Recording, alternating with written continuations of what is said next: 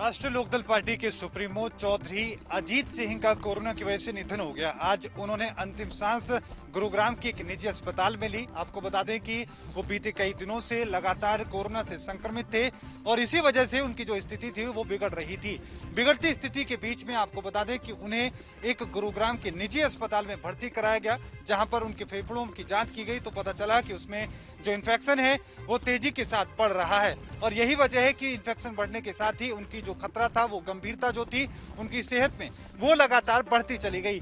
यही वजह है कि जिसके चलते उनका शरीर कमजोर होता चला गया और फिर उनका निधन हो गया। इस बात की जानकारी खुद उनके बेटे चौधरी जयंत सिंह ने ट्विटर के जरिए दी। ट्विटर पर जयंत चौधरी ने लिखते हुए कहा कि उनके जो पिता हैं और जो पार्टी के सुप्रीमो हैं, उनकी कोरोना की वजह से उनका निधन हो चुका है।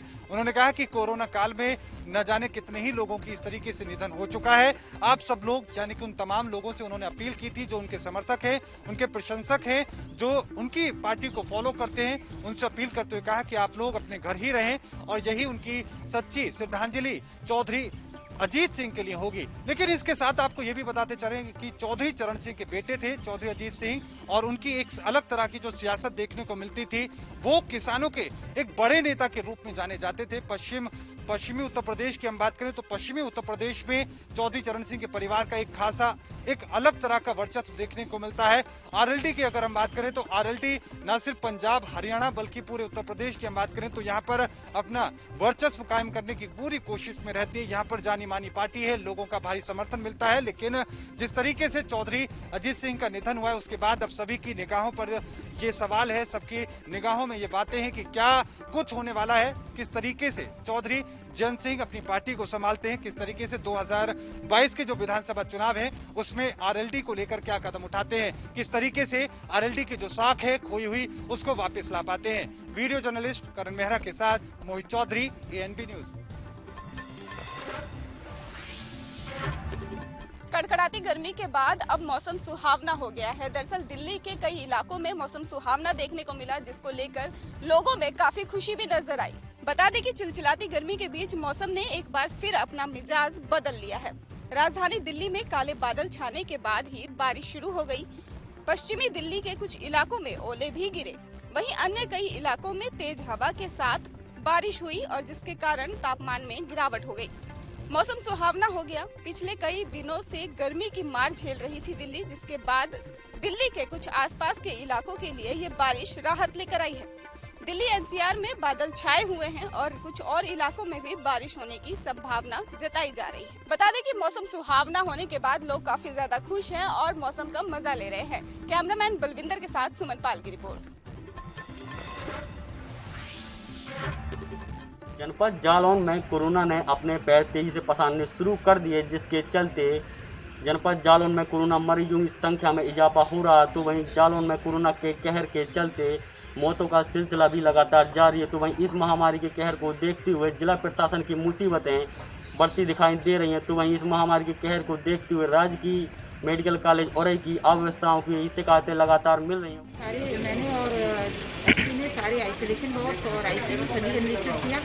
मैंने देखा कि वहाँ पर सभी के पास ऑक्सीजन पर्याप्त मात्रा में उपलब्ध है। प्रत्येक बेड पर 2 सिलेंडर अटेंडेंट रखे हुए हैं, लेकिन मुझे लगता है कि शायद अटेंडेंट को कुछ ऐसा प्रतीत होता है कि ऑक्सीजन नहीं मिलेगी, तो वो पहले से ही ज़्यादा सिलेंडर की मांग करते हैं, कुछ अव्यवस्था में उत्पन्न कर रहे हैं, जबकि कोविड वार्ड में अटेंडेंट अलाउड नहीं है।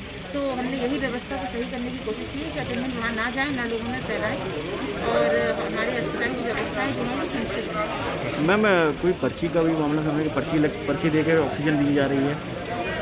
उसमें जो इनकी एजेंसी थी वो बाढ़ वाई कम मात्रा में दे पा रही थी, जिसकी आवश्यकता के अनुरूप मैन पावर कर रही थी। उससे भी बात की है कि आप आवश्यकता के अनुरूप मैन पावर दें।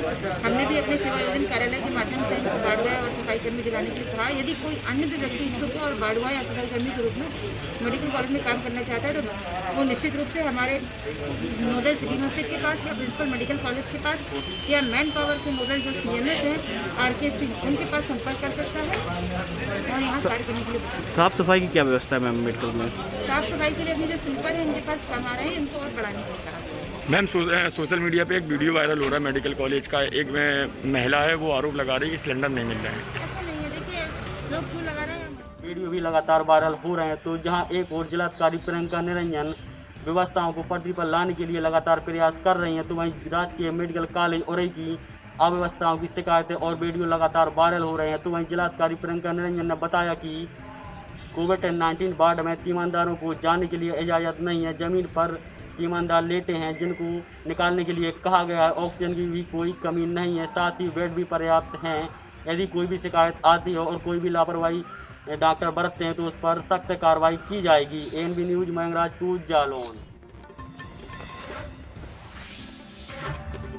बढ़ते कोरोना संक्रमण को देखते हुए मध्य प्रदेश के रीवा जिले में संपूर्ण लॉकडाउन किया गया है और बार बार सभी लोगों से यह अपील की जा रही है कि संपूर्ण लॉकडाउन का पालन करें, जिससे कि कोरोना संक्रमण की चैन तोड़ी जा सके। तो वहीं दूसरी ओर समिति प्रबंधक की लापरवाही कोविड-19 के नियमों पर भारी पड़ रही है और खुलेआम कोरोना कर्फ्यू और लॉकडाउन के नियमों की धज्जियां उड़ाई जा रही हैं समिति प्रबंधक के द्वारा। के पास मास्क नहीं है, अंगोछी से मुंह ढके हुए हैं, सैनिटाइज रखी है, पानी पीने की व्यवस्था है, काम चल रहा है, अब आपके सामने है। लगा रहा है वो भी सही ढंग से नहीं लगा रहा। हाँ, ये लापरवाही आपके द्वारा की जा रही है कि नहीं? होती है, कहीं न कहीं हो जाती है, सबसे होती है, इंसाने से होती है, हम भी इंसान हैं, कहीं न कहीं लापरवाही हुई, कोई काम मृत्यु पे हुई, सब में होता है इंसान से। समय में आपके पूरा मामला रीवा जिले के सहकारी समिति मऊगंज का है, जहां पर समिति प्रबंधक की मनमानी की वजह से ना तो किसी के चेहरे पर मास्क लगा हुआ दिखा और ना ही समिति प्रबंधक के द्वारा कोविड-19 के किसी भी प्रकार से नियमों का पालन किया जा रहा था। वहीं समिति प्रबंधक से जब इस संबंध में बात की गई तो समिति प्रबंधक और उनके कंप्यूटर ऑपरेटर मास्क तो लगाए हुए थे, लेकिन मास्क लगाने का उनका तरीका सही नहीं था। जब मीडिया के द्वारा यह सवाल किया गया कि आखिर क्यों वह मास्क सही तरीके से नहीं लगाए हैं, तब वह अपना मास्क सही तरीके से सुधरवाए। वहीं कार्यालयीन समय में अपने ऑफिस में उनके द्वारा धूम्रपान वाली वस्तुएं और गुटखा जैसी सामग्री ऑफिस में रखी गई थी, जिसको एएनबी न्यूज के कैमरे में कैद कर लिया गया। वहीं जब इस पर उनसे यह सवाल किया गया कि आखिर कार्यालय के समय में धूम्रपान और गुटखा क्यों जरूरी है, तो उनके द्वारा साफ यह कह दिया गया कि हमारे द्वारा किसी भी प्रकार से गुटखा का सेवन या धूम्रपान नहीं किया जा रहा है। लेकिन एएनबी न्यूज के कैमरे में साफ तौर पर यह रिकॉर्ड हो गया कि धूम्रपान किया जा रहा है। हालांकि कोरोना वायरस जिस तरह से देश प्रदेश में तेजी के साथ बढ़ रहा है, समिति प्रबंधक की यह मनमानी शासन प्रशासन के नियमों पर भारी पड़ रही है। एएनबी न्यूज के साथ संवाददाता विजय त्रिपाठी, रीवा।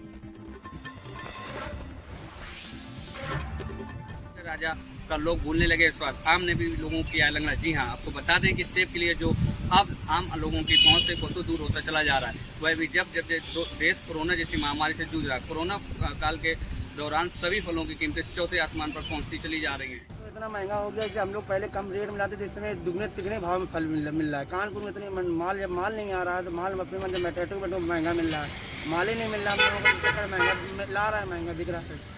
ये अभी हमने देखा कि कोई एक व्यक्ति आए थे कीवी खरीदने। कीवी कितने रुपए का एक पीस बेच रहे हैं आप? कीवी 80 रुपये एक बिक रही है। इसमें पहले 70 रुपये की पड़ रही है हम लोगों को। जो कीवी आती थी पहले 3000 रुपये क्रेट की, अब वो आ रही 5000, 5500, 6000 रुपये क्रेट की आ रही कीवी।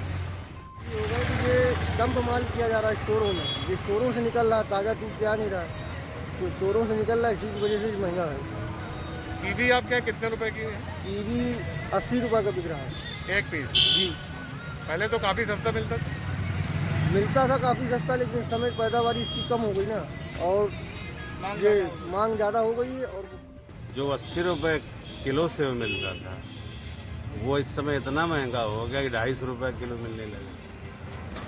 कीवी जो 100 रुपये के 4 मिलते थे वो 80 रुपये का एक मिलने लगा है।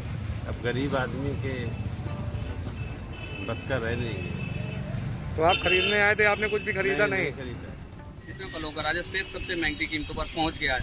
फलों की दुकान तक पहुंचते पहुंचते ये 200 रुपये किलो बिक रहा है। कुछ ऐसा ही हाल कीवी का भी है, जिसके बारे में ये कहा जाता है कि कीवी फल फ्लैटनेस रिकवर के लिए खाया जाता है। वह भी इस वक्त 60 से 70 रुपये का एक फल बिक रहा है। तो सोचिए किलो के हिसाब से आप खुद अंदाज़ा लगा सकते हैं ये कितने रुपए किलो होगा। और जिसमें आम लोगों का फलों का टेस्ट तो भूलने लगे हैं, जिसमें फिर सीजनी फल आम क्यों ही ना हो। और फिर ये सब तब हो रहा है जब लॉकडाउन के दौरान इसकी सप्लाई की कोई रुकावट नहीं है। हाँ, इतना जरूर है कि लोग लॉकडाउन के नाम पर इसकी कालाबाजारी जरूर कर रहे हैं और मोटा मुनाफा कमाने में लगे हुए हैं, जिस पर ना तो सरकार और ना ही प्रशासन की कोई नज़र है। हमीरपुर से सीनू साथ एएनबी न्यूज़। उत्तर प्रदेश सामान्य निर्वाचन पंचायत में साफ तौर पर निर्वाचन आयोग का कहना था कि विजयी प्रत्याशी के द्वारा कोई भी किसी प्रकार का विजय जुलूस नहीं निकाला जाएगा, लेकिन अमेठी जनपद में रामगंज थाना अंतर्गत मंगरा गांव में यह आदेशों की धज्जियां उड़ाई जा रही हैं। ऐसा एक मामला, एक वीडियो वायरल हुआ है। देखिए, थाना रामगंज में मंगरा गांव में जो नवनिर्वाचित प्रधान इमरान है, इन्होंने एक बाइक रैली निकाली थी और एक आपत्तिजनक गाना बैकग्राउंड में बज रहा था। इस वीडियो को वायरल होने के बाद उस वीडियो की जांच की गई है। जांचों उपरांत थाना रामगंज में अभियोग पंजीकृत कर लिया गया है, विधिक कार्रवाई की जा रही है।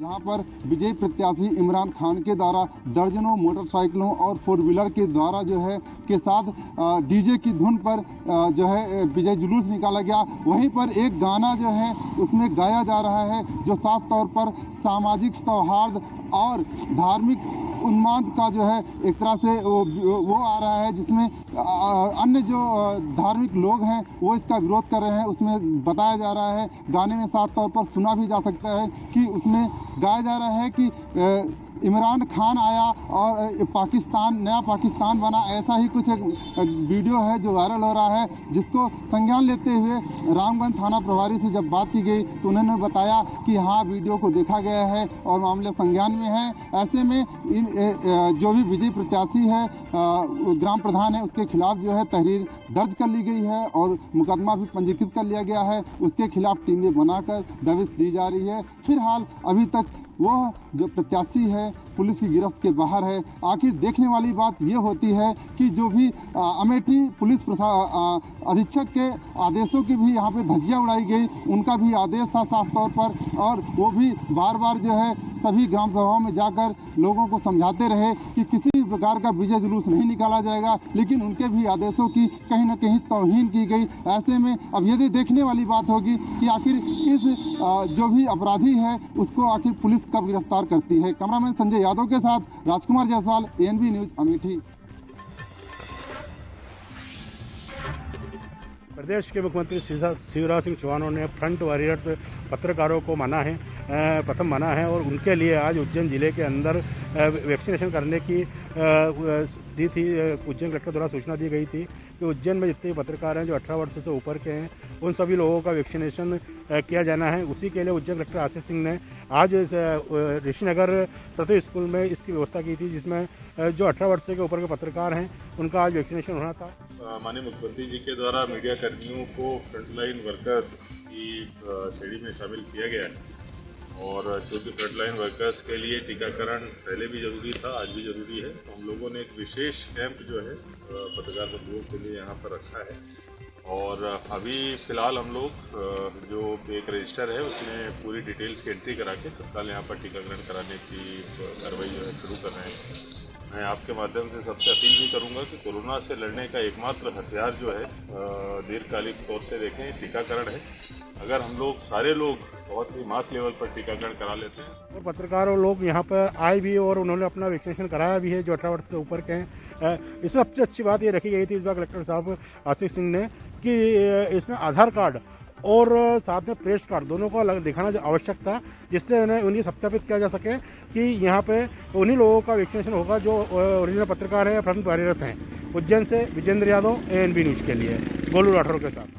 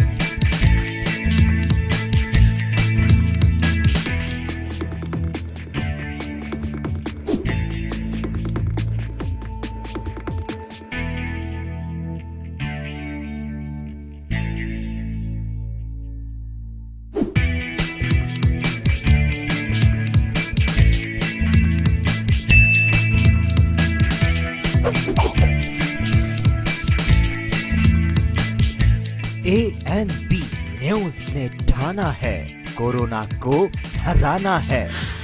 आपके हित में जारी।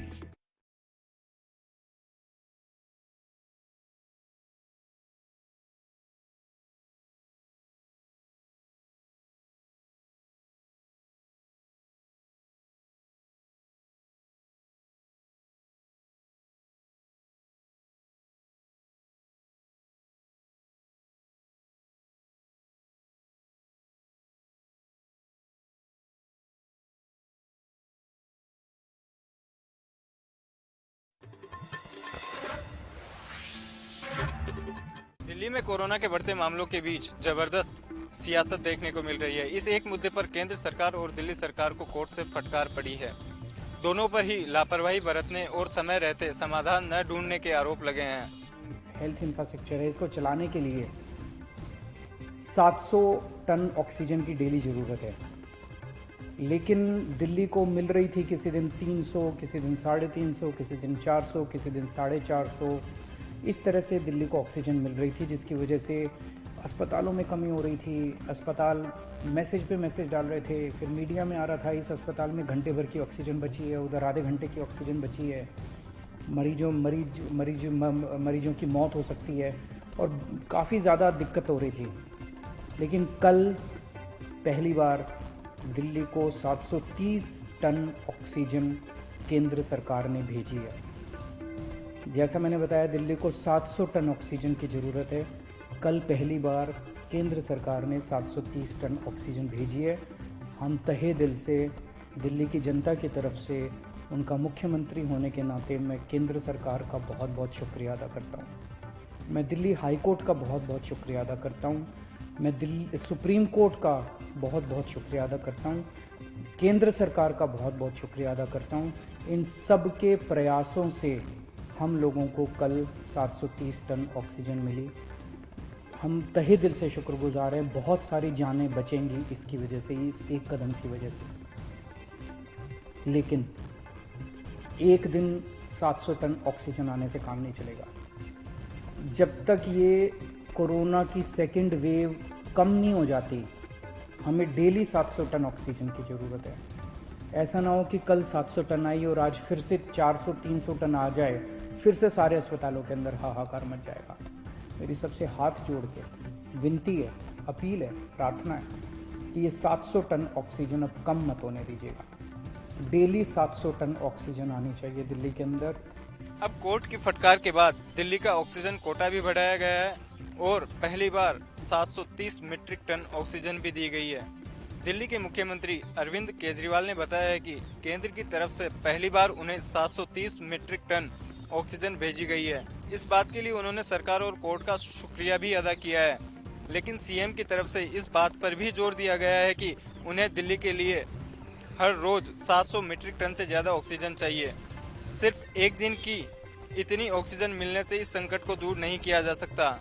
साथ ही मुख्यमंत्री केजरीवाल ने उम्मीद जताई है कि दिल्ली को लगातार per day 700 metric ton oxygen दी जाएगी। कैमरा पर्सन करण के साथ अभिनंदन भारद्वाज, एनबी न्यूज।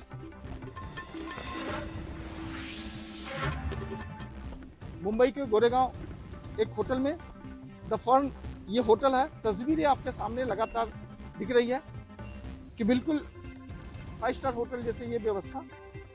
ये सिर्फ व्यवस्था सिर्फ मुंबई पुलिस के उन कर्मचारियों के लिए है जो मुंबई पुलिस में सेवा दे रहे हैं। ऐसे में लगातार मुंबई पुलिस जिस तरह से प्रभावित हो रही थी, अब तक हजारों की संख्या में मुंबई पुलिस के जवानों की मौत भी हो गई है, लेकिन मुंबई पुलिस अनवरत अपनी ड्यूटी दे रही है। ऐसे में द फर्न होटल ने संकल्प लिया है कि किस तरह से मुंबई पुलिस की सेवा की जाए। तस्वीरें आपके सामने दिखाएंगे। इस होटल में करीब 70 रूम्स है, जिसमें 140 लोगों का एक साथ इलाज किया जा सकता है।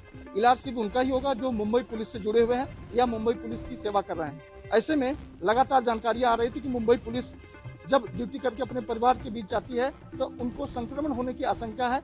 लिहाजा इसी को देखते हुए अब जो है इस होटल को क्वारंटीन सेंटर में तब्दील कर दिया गया है। अंदर की तस्वीरें भी आपको लगातार दिखाएंगे कि किस तरह की व्यवस्था यहाँ की गई है। ये रिसेप्शन रूम है जहाँ पे आप देख पा रहे हैं कि यहाँ आने के बाद सबसे पहले उस पुलिसकर्मी को अपना परिचय देना होगा, बीमारी को लेकर तमाम जानकारियां देनी होगी। डॉक्टर की टीम यहाँ बैठी रहेगी। फिलहाल जिस तरह से जानकारी मिल रही थी, अब तक 6 डॉक्टर यहाँ मौजूद रहेंगे और मुंबई पुलिस का एक पुलिसकर्मी भी यहाँ लगातार मौजूद रहेगा, जो लगातार अपने सुपीरियर को रिपोर्टिंग करता रहेगा। वहीं दूसरी तस्वीरें इसी रिसेप्शन रूम में केमिस्ट के तौर पर केमिस्ट्री लैब भी बनाया गया है, जहाँ पे तमाम दवाइयाँ रखी जाएंगी। यहीं से जो है उनको जरूरत पड़ी तो दवाइयाँ भी दी जाएंगी। डॉक्टर की पूरी टीम, उनका पैनल के लिए भी एक रूम बनाया गया जहाँ पर डॉक्टर मौजूद रहेंगे। किसी भी तरह की अगर शिकायत आती है तो तुरंत उनका उपचार किया जाएगा। हालांकि उपचार इसलिए हाई लेवल पे किया जाएगा क्योंकि लगातार मुंबई पुलिस आम जनता के बीच में ड्यूटी कर रही है। ऐसे में संक्रमण होने की आशंका भी बढ़ जाती है।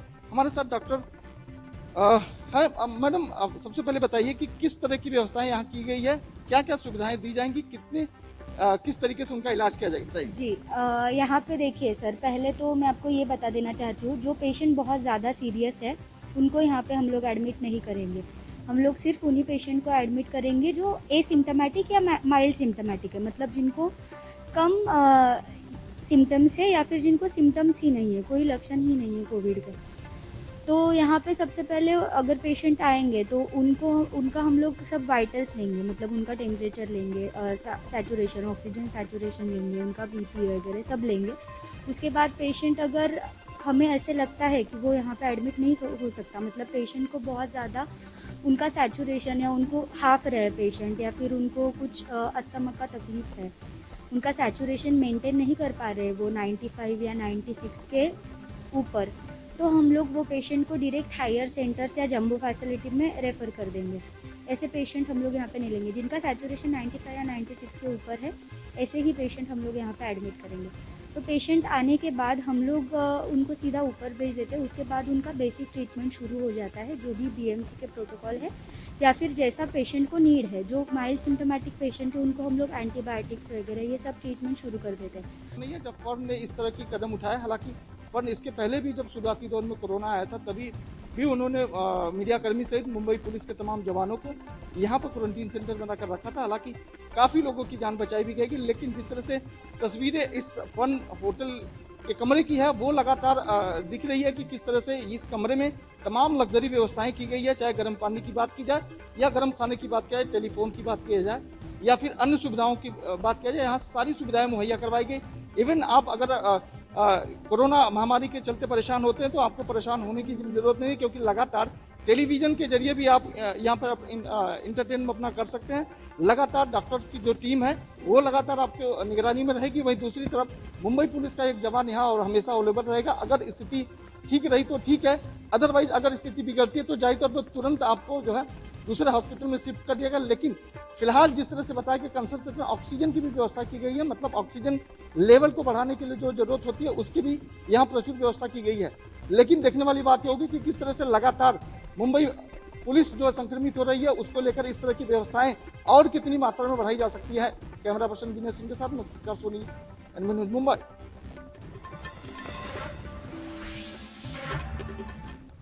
माँ की ममता को कलंकित करने वाली एक अभागिन माँ अपने 9 महीने पेट में बच्चे को रखने के बाद जमुना मैया में बिलखता हुआ छोड़ गई, जिसकी सूचना पुलिस को मिली कि जमुना मैया में एक नवजाता शिशु बहता हुआ जा रहा है। तो पुलिस ने जब उसे निकलवाया तो नवजाता शिशु जिंदा था, देखा तो पुलिस ने उसे जिला हॉस्पिटल में भर्ती कराया गया। तो पुलिस उस बच्चे के लिए भगवान हुई, जिससे लोगों का कहना है कि मारने वाले से बचाने वाला भगवान होता है। इस तरह पुलिस के द्वारा उस बच्चे का जीवन बचाया गया है और उसे हॉस्पिटल में भर्ती कराया गया है। जिस माँ ने इस बच्चे को जन्म दिया है वो माँ वहाँ से लापता हो चुकी है और इसकी कोई जानकारी नहीं है। पुलिस इस मामले की पूरी छानबीन कर रही है कि आखिर ऐसी कौन सी माँ है जो अपने 9 महीने गर्भ में पेट में रखने के बाद बच्चे को इस तरह जमुना मैया में बिलखती हुई छोड़ गई, जिसके लिए लोगों को में वहाँ चर्चा का विषय भी बना हुआ है। तो कि ऐसी कौन सी माँ अभागन थी जो अपने बच्चे को यहाँ रोती हुई छोड़ गई, क्योंकि एक बच्चा क्या जानता है माँ की ममता, और माँ की ममता को ये कलंकित करने वाली एक ऐसी माँ है। मथुरा से Rinku Sharma, ANB news. Kasia police और स्वाट टीम को बड़ी सफलता मिली है।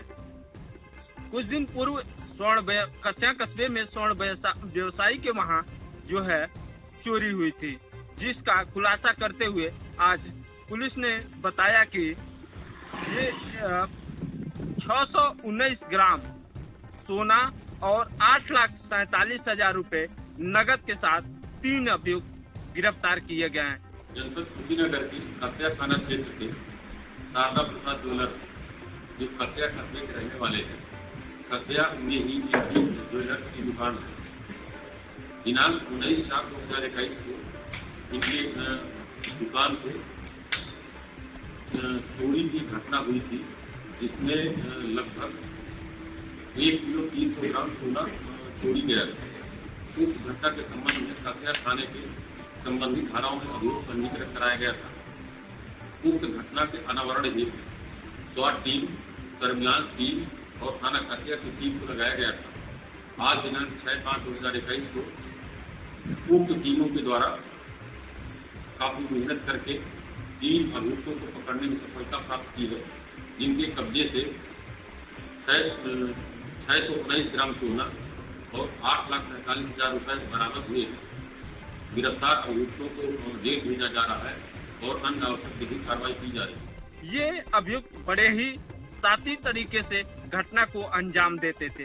ये पहले रैकी करते थे और दुकानों की रैकी करने के बाद उसमें खरीदारी करने जाते और बड़े साथी तरीके से जो है वहां से आभूषण गायब कर देते थे।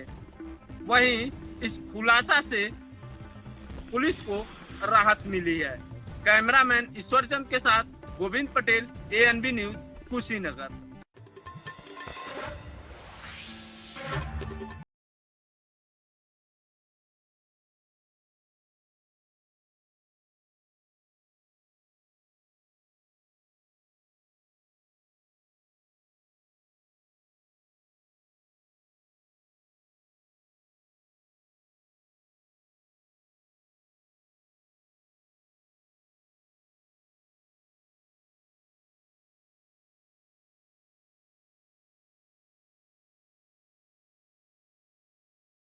कम